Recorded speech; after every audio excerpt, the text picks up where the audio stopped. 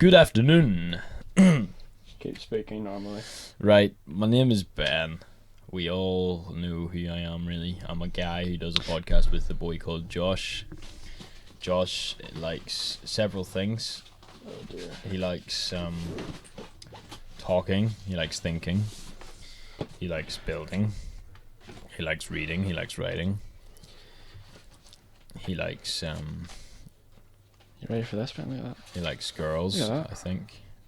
He likes Microsoft Word. He's just shown me a Word document. It's got the numbers and everything. Look at that. He's written a short book for us Very today. fancy. There's 5 pages. A4.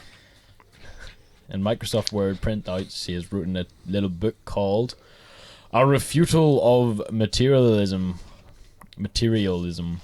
by Joshua Young. Right, that'll be our trailer. Okay. No.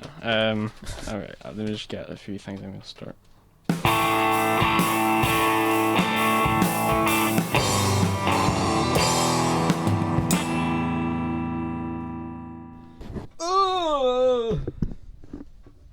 Right. Right, hopefully that'll do us.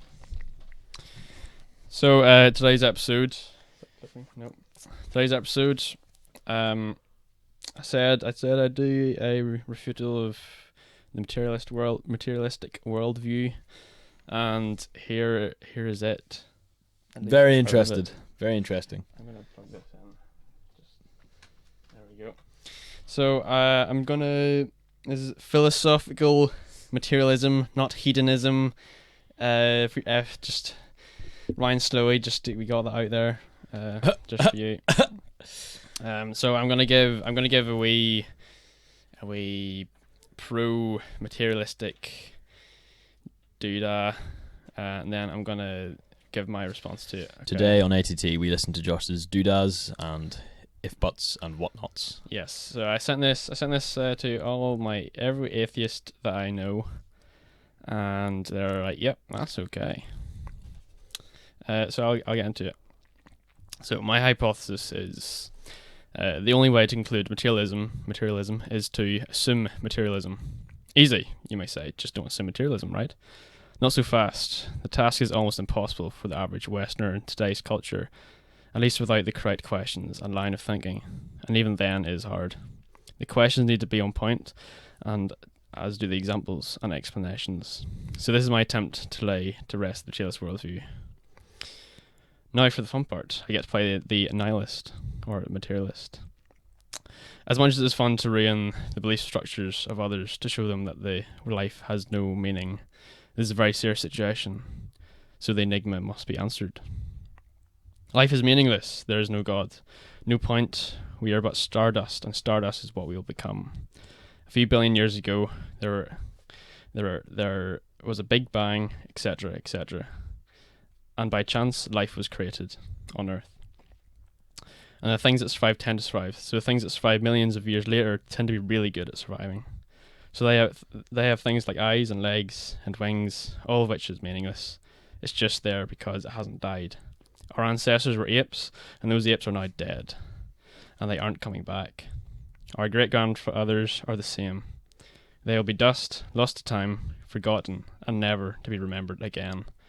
There is no life after death. Our bodies just decay into the earth. There is no spirit.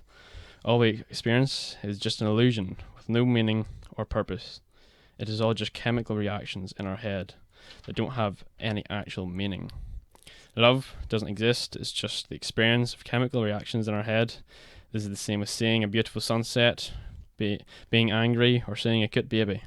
All of which have no meaning and only exist because it is evolutionary advantageous for the propagation of the species. And things that survive tend to be really good at surviving.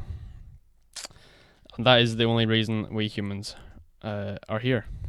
And that is the only reason love and anger and seeing a sunset or a cute baby make us feel certain ways. Because it is advantageous to survive. Nothing more, nothing less. And religion is the same thing. The religions exist because it gave humanity an advantage over other civilizations that had different ideas of religions. So they died out. No one believes in Thor or Zeus anymore, right? Because they were wiped out by today's religions. Because it was slightly more advantageous, or at least the religion spread better because it was bred to do so by the failed religions.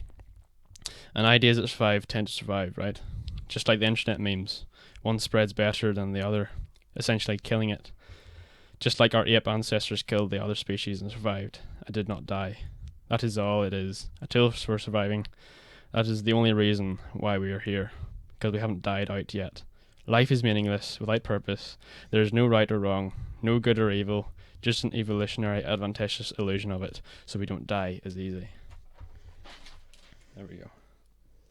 Hearing that, like, obviously being a Christian, hearing that is just the most depressing thing I have ever heard. I know, right? It's so depressing. Anyway, yeah, continue. Okay, well, this is what I have to say about it. I've written this down. I wanted this to be controlled, because when it's not written down and controlled, I sound like a crazed maniac. And it really gets the views going. So I'll get into it. A refutal of materialism. The definition of materialism, also called physicalism in philosophy, the view that all facts, including facts about the human mind and will and the course of human history, are causally dependent upon physical processes or even reducible to them. So, bottom-up emergence. I watched a video of an atheist who goes by the name Genetically Modified Skeptic. He was refuting a video of a Muslim who was making the point that atoms don't have characteristics a human has, like sight and emotion. Therefore, God is commanding extra characteristics to appear for these atoms. An easy routine refutation for the atheist, with a fallacy exposed for good measure. He explains that the simple parts on their own may not possess a property, but the interaction of simple parts within a complex system can give rise to properties on the level of the system. These are called emergent properties. For example, a single cell cannot pump blood, but when enough of them get together, they form a structure which can, meaning the thing that pumps blood can be explained in entirely bottom-up material terms. However, this is precisely wrong. I will say again. The conclusion, atoms cannot pump blood in themselves, but can make up something that does, therefore the thing that pumps blood is just made up of atoms, is wrong. Incorrect. There is more than meaningless matter in this equation. However, it is not recognized, hence it is circular reasoning, concluding materialism by assuming materialism. It is wrong in the same way it is wrong to say some writing on a page is just some ink atoms on some page atoms with no abstract meaning given to it by a conscious being, or that ink atoms and page atoms suddenly, through bottom-up emergence, can make up the thing that has meaning. It assumes materialism to be true before it answers the question. It is ignoring the namer, the observer. It ignores consciousness. This is the thing the scientific process does best. It removes all the things but the limited parts of the equation that you want to know more about. The thing that is always removed is the observer. So, what am I on about, you say? What exactly is the thing that pumps blood you speak of, and claim is only made up of atoms? Don't you see? You've bestowed upon the atoms meaning and purpose, to pump blood. You've bestowed upon it that which is not physical, spirit for all intents and purposes. The thing that pumps blood is made up of matter, yes, but only with a combination with the purpose to pump blood, given to the atoms below from the observer above. The very name, the thing that pumps blood, is defined not by any material composition, but is defined by a process, a goal, to pump blood, and that is certainly not made of atoms. So the thing that pumps blood cannot exist without both the physical matter as well as the spiritual meaning.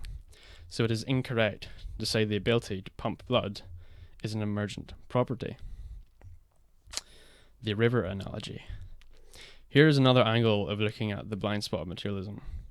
Science only analyzes categories, yet it cannot create them.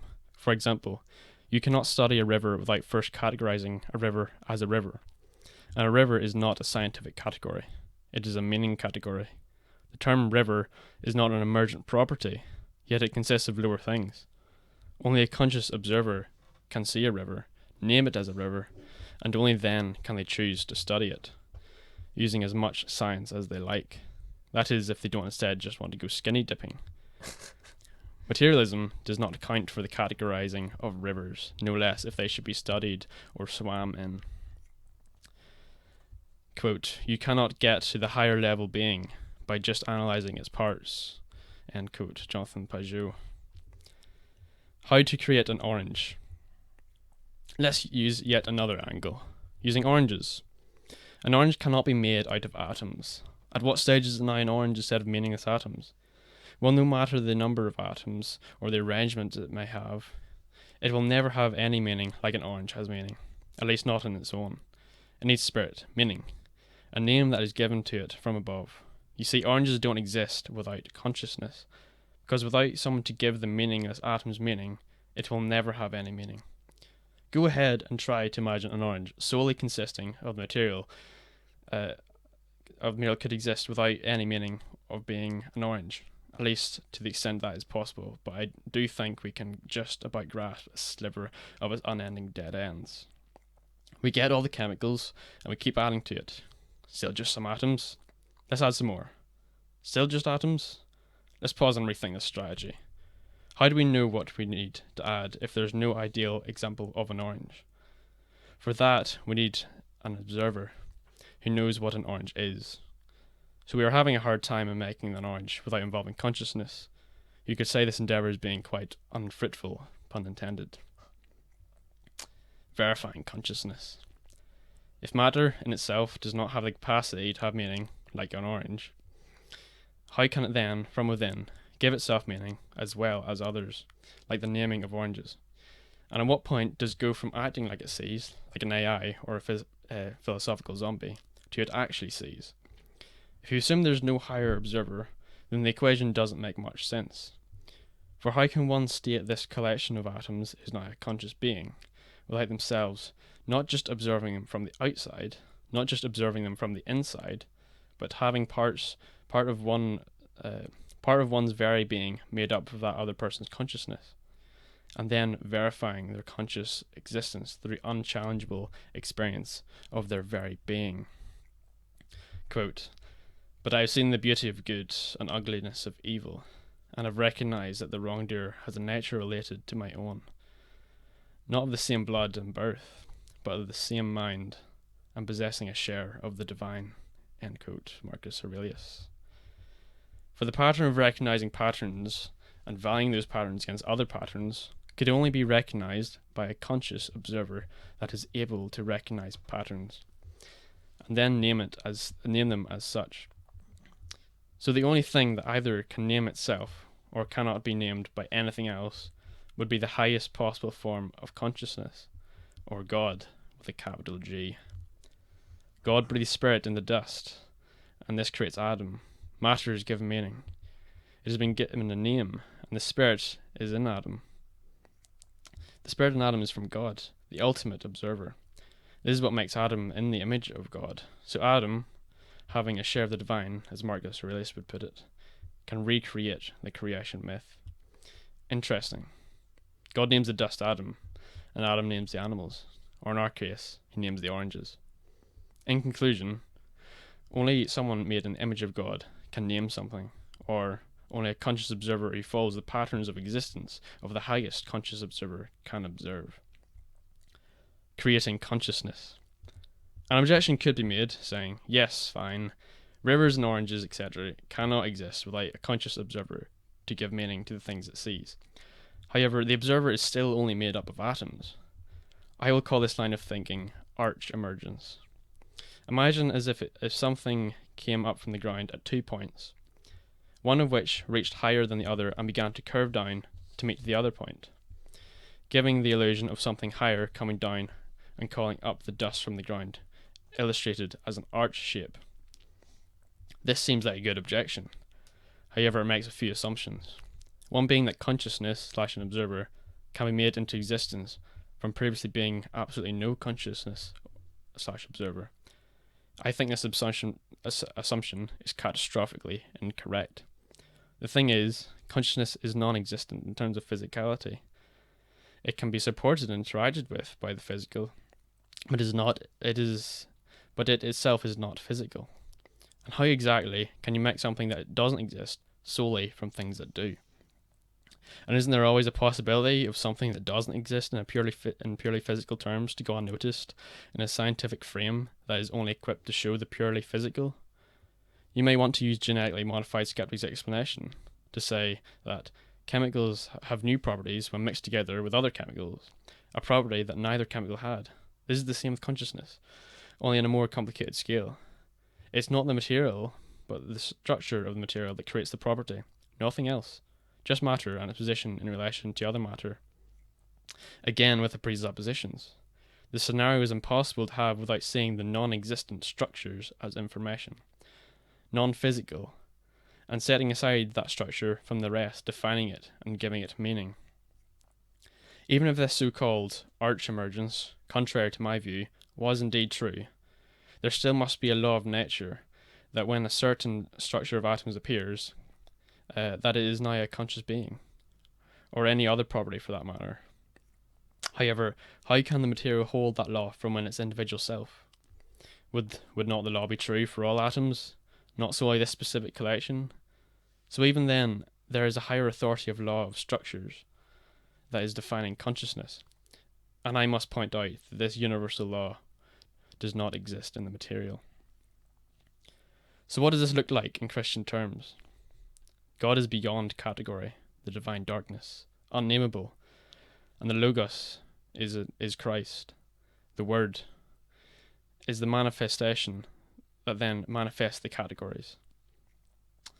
All categories are manifested through the Son, which is how God reveals himself through creation, and the means by which God creates is God. In the beginning was the Word, and the Word was with God, and the Word was God. He was in the beginning with God. All things were made through him, and without him was not anything made that was made. In him was life, and the life was the light of men. The light shines in the darkness, and the darkness has not overcome it. John 1, verse 1 to 5. By faith we understand that the universe was created by the Word of God, so that what is seen was not made out of things that are visible. Hebrews 11, verse 3. By my reasoning, I have set forth, I do not deem it logical to hold a view of materialism, and as a small fun side thought, there are many who hold the view that we are in a simulation, or at least we could be, and mathematically, it is almost impossible we aren't in one, since there could be a near infinite number of simulations, some being in other simulations, and even our simulation overlords can't know this for certain if even they are in a simulation or not. This is due to the fact that all we experience is just that, experience. We don't have direct access to the physical, whatever that could even mean. And this experience could be just an illusion shown to our consciousness, like players in a really realistic video game, like The Matrix. So no, I don't think a good enough case can be made for the existence of only matter. However, there could actually, funnily enough, be a strong case for the theory that there is only experience, with no physicality. I only use the example of the simulation because it appears to me that the people who hold this view, or see it as credible, are atheist, materialist types, which I think is rather humorous. Regardless, let us conclude. There must be a conscious being to recognize that consciousness exists, by definition what consciousness is. Nothing exists without consciousness, and everything's existence sits on the existence of consciousness. Being, which after all is the only certain thing to exist. I think, therefore I am. Descartes. And after all, what could the primordial thought be other than I am who I am? Exodus 3, verse 14.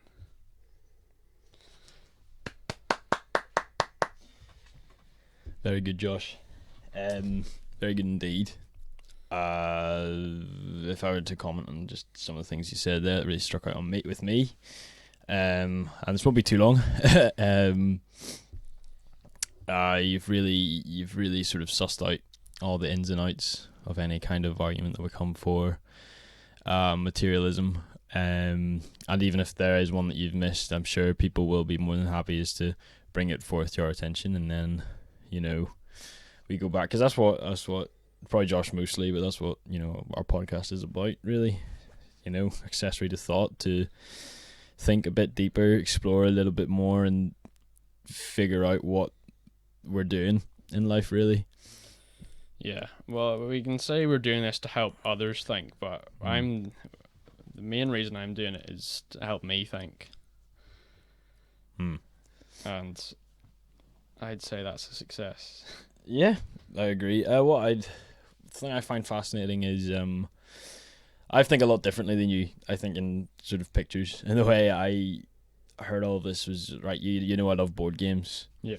You've got some crazy board games out there with just loads and loads of little pieces, loads and loads of different bits and bobs, loads of maths, you know, cards, plastic pieces, boards, spaces on boards, turns, sequence, instruction manuals, what is your favorite part? Probabilities beyond madness. Like, I mean, I think board games are a science of their own anyway, but what I find interesting is that they are designed by people, and every plastic piece, every little thing in the most advanced board game is there for a reason, to advance the game, to advance a sort of situation that needs to be concluded at some stage or another.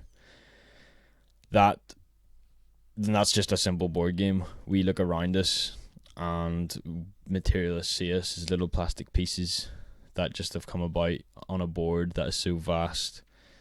Whereas with what you've just said, a good intro, I think, to the instruction manual is, well, actually, we're here for a reason. We're here to, you know, move forward. There's a game to be played, exactly. And this game has a designer, and we are all players in it, you know. But, like, the scary thing is, you know, we just don't know.